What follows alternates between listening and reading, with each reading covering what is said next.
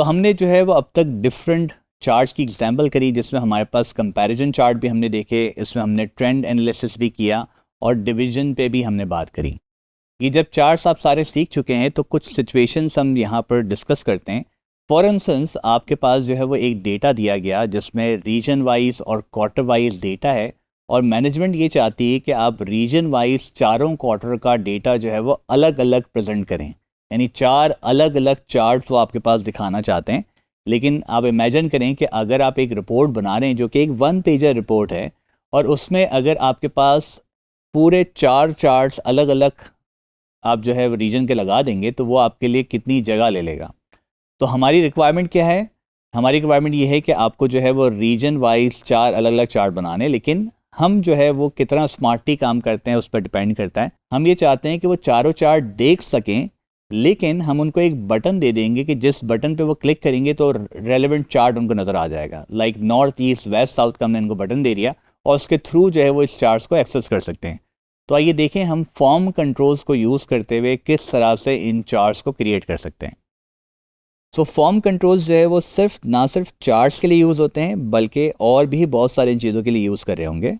तो ये जो चीज़ मैं आपको इस वक्त यहाँ पर अप्लाई करवा रहा हूँ, इस ऑप्शन के थ्रू आप बहुत सारी और एग्जाम्पल्स को कवर कर सकते हैं।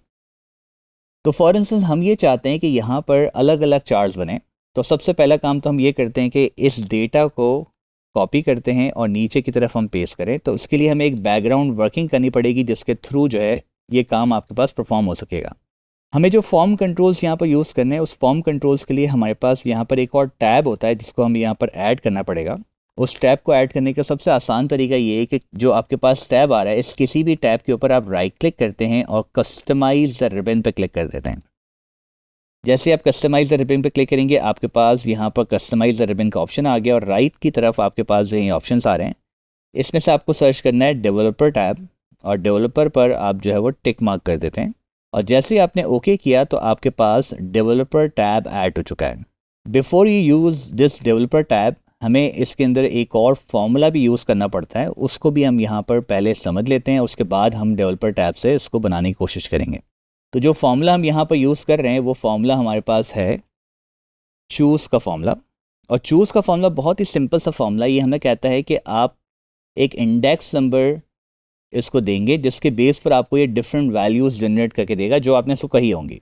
तो फॉर इंस्टेंस हमने यहाँ पर इसको कहा कि ये हमारा इंडेक्स सेल है जिस पर हम जो है वो नंबर्स अप्लाई कर रहे होंगे। सो इंडेक्स नंबर की बात होती है तो इंडेक्स नंबर कौन से होते हैं? 1 2 3 4 5, ये आपके इंडेक्स नंबर हैं और हर नंबर के बेस पर आपको ये कोई काम करके दे सकता है। तो हम ये चाहते हैं कि यहाँ पर हर नंबर के बेस पर हम कुछ चीज़ें प्रोड्यूस करें, या कोई नाम प्रोड्यूस करें, या कोई फॉर्मूला प्रोड्यूस करें। तो फॉर इंस्टेंस हम यहाँ पर चाहते हैं कि यहाँ पर हम स्किल्स लिखें। तो 1 2 3 and 4 and 5,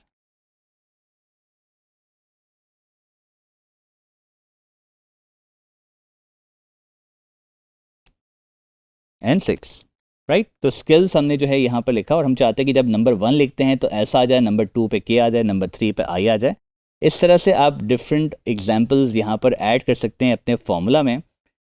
सो हम यहाँ पर एग्जाम्पल लिखते हैं। फॉर इंस्टेंस हमने यहाँ पर लिखा फॉर्मूला चूज़, और सबसे पहले ये बोलता है कि आप बताएं कि इंडेक्स नंबर कहाँ लिखा है आपने, तो हमने यहाँ लिखा है, कॉमा वैल्यू नंबर 1 क्या होगी। इसका मतलब जब मैं 1 लिखता हूँ तो क्या वैल्यू यहाँ पर आनी चाहिए, तो हम चाहते हैं यहाँ पर एस आ जाए। तो हमने यहाँ पर इन्वर्टेड कॉमाज में एक्स लिख दिया, कॉमा 2 पे क्या आना चाहिए, 2 पे हमने कहा के आना चाहिए।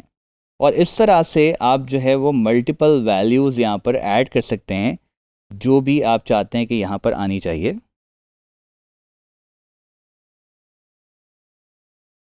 और अब जैसे ही आप यहाँ पर कोई नंबर ऐड करेंगे उसके हिसाब से आपके पास ये वैल्यूज़ जो हैं यहाँ पर आती रहेंगी।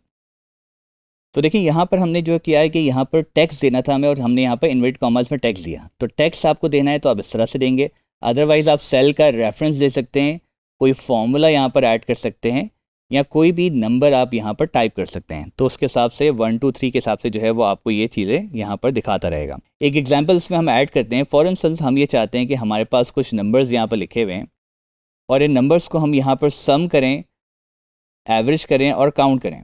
तो नंबर 1 2 3 पे हम ये काम करना चाह रहे हैं। नंबर 1 जब मैं लिखूँ तो यहाँ पर सम हो जाना चाहिए, नंबर 2 पर आपके पास काउंट होना चाहिए और नंबर 3 पर ये एवरेज कर दे इसका। तो इस एग्जांपल को अगर हम यहाँ पर ऐड करना चाहते हैं तो we are saying choose, index number हमारा यहाँ लिखा जाएगा, कॉमा, जब नंबर 1 आता है तो यहाँ पर सम कर दें इन नंबर्स को, आपने बेसिक सम का फॉर्मूला लिख दिया, कॉमा, जब नंबर 2 आता है तो यहाँ पर काउंट का फंक्शन अप्लाई होना चाहिए इन्हीं नंबर्स के लिए, और जब नंबर 3 आता है तो यहाँ पर एवरेज अप्लाई होना चाहिए। ये आपने क्लोज कर दिया, ये आपका चूज़ क्लोज हो गया। जैसे आपने एंटर किया, क्योंकि हमारे पास इस वक्त नंबर वैल्यू जो है वो डिफरेंट है, तो हमने जैसे 1 ऐड करते हैं तो ये 10 कर देता है, यानी sum of these values, then count कर दिया, 4 वैल्यूज़ हैं और इसी का एवरेज कर दिया। तो आपने देखा चूज़ के फॉर्मूलों को यूज़ करना बड़ा ही आसान है, और चूज़ एक ऐसा फंक्शन है जो कि डायनेमिक रेंजेस के साथ बड़ा अच्छे तरीके से काम करता है, लेकिन उसको जो है वो आपको एक इंडेक्स नंबर देना पड़ता है जिसके थ्रू आप काम करोगे। इस फॉर्मूले की सबसे अच्छी बात यह है कि इसमें इंडेक्स नंबर यूज़ होता है, और जो आपके फॉर्म कंट्रोल्स होते हैं वो मोस्टली आपके इंडेक्स नंबर के साथ काम कर रहे होते हैं। हम यहाँ पर एक आध एग्जांपल लेंगे कुछ फॉर्म कंट्रोल्स की जो कि आपके पास इंडेक्स से काम करते हैं। तो आइए देखिए किस तरह से इसको अप्लाई करते हैं। तो हमने जो है वो चूज़ का फंक्शन सीखा, और अब हम इस कंडीशन को जो है वो चूज़ के थ्रू सॉल्व करने की कोशिश करते हैं। तो फॉर इंस्टेंस हमारा ये इंडेक्स नंबर है जहाँ पर हम लिखेंगे, और हम चाहते हैं कि जब नंबर 1 लिखा हुआ हो तो इसमें नॉर्थ की वैल्यूज़ आ जाएं, 2 पर ईस्ट आ जाए, 3 पे वेस्ट आ जाए, देन साउथ आ जाए। तो हम यहाँ पर चूज़ का फंक्शन अप्लाई करते हैं। ये हमारा इंडेक्स नंबर है। इस इंडेक्स नंबर को मैं यहाँ पर एब्सोल्यूट कर रहा हूँ ताकि जब मैं राइट की तरफ ड्रैग करूँगा तो ये मूव ना हो रहा हो, कॉमा, जब नंबर 1 आता है तो यहाँ पर नॉर्थ आ जाए, कॉमा, नंबर 2 पर ईस्ट, नंबर 3 पर वेस्ट, नंबर 4 पर आपके पास साउथ आ जाए। जैसे हमने एंटर किया सिर्फ हेडिंग आ चुकी है इस वक्त, और जैसे हम इसको ड्रैग करते हैं तो आपके पास ये सारी वैल्यूज़ आ गई। अगर हम इसको टेस्ट आउट करें तो आपके पास 2, 3, 4, 1 आपके पास सारी वैल्यूज़ आ रही हैं। और अब हम इसका जो है वो चार्ट बनाते हैं। So insert column 2D column chart, ये हमारे पास चार्ट बनकर आ गया है जो कि नॉर्थ का चार्ट है। और जैसे ही मैं यहाँ पर नंबर चेंज करता हूँ तो देखें आपके पास रेलेवेंट जो चीज़ आप चाह रहे थे वो अप्लाई हो रही है। लेकिन इसी को हम जो है वो फॉर्मूला के थ्रू नहीं कंट्रोल करना चाह रहे, हम यहाँ पर बटन्स के थ्रू कंट्रोल करना चाह रहे हैं। ज़ाहिर है मैनेजमेंट को ये तो नहीं कहेंगे कि आप यहाँ पर नंबर चेंज करते रहेंगे तो आपके पास ये वैल्यूज़ आती रहेंगी। हम तो चाह रहे हैं यहाँ बटन आ जाएँ और बटन के थ्रू जो है ये अप्लाई कर सकें। तो हम यहाँ पर इस वक्त डेवलपर टैब पर क्लिक करते हैं जो हमने ऐड किया था, और इंसर्ट के बटन पर क्लिक करें।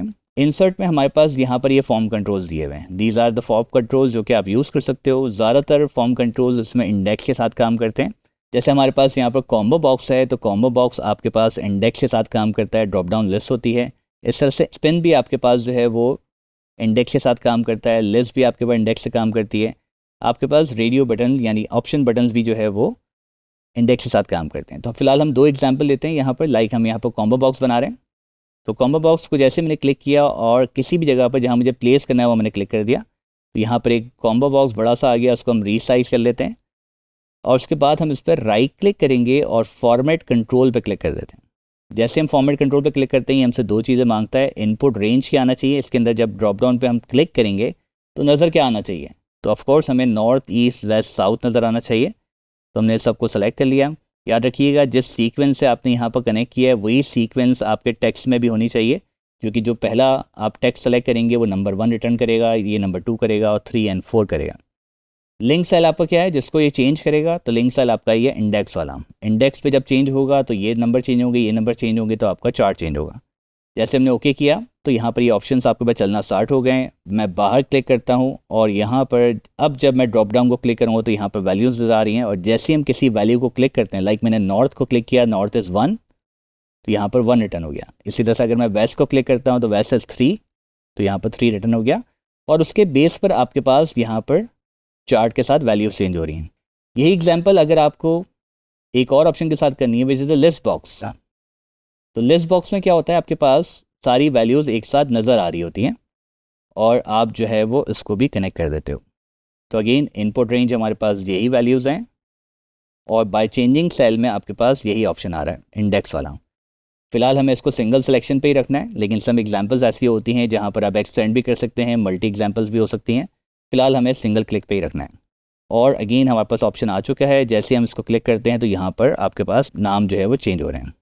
जैसे नाम चेंज हो रहे हैं तो हमारा इंडेक्स चेंज हो रहा है, इंडेक्स से वैल्यू चेंज हो रही है, वैल्यू से हमारे पास चार्ट चेंज हो रहा है। तो ये एक एग्जांपल थी फॉर्म कंट्रोल के, लेकिन साथ साथ हमने एक फॉर्मूला के साथ भी इसको अप्लाई करके देखा। इसी तरह से फॉर्म कंट्रोल्स बहुत सारी जगहों पे यूज़ हो सकते हैं एंड डिफरेंट एग्जांपल्स को आप डायनेमिक तरीके से कंट्रोल कर सकते हैं फॉर्म कंट्रोल के थ्रू।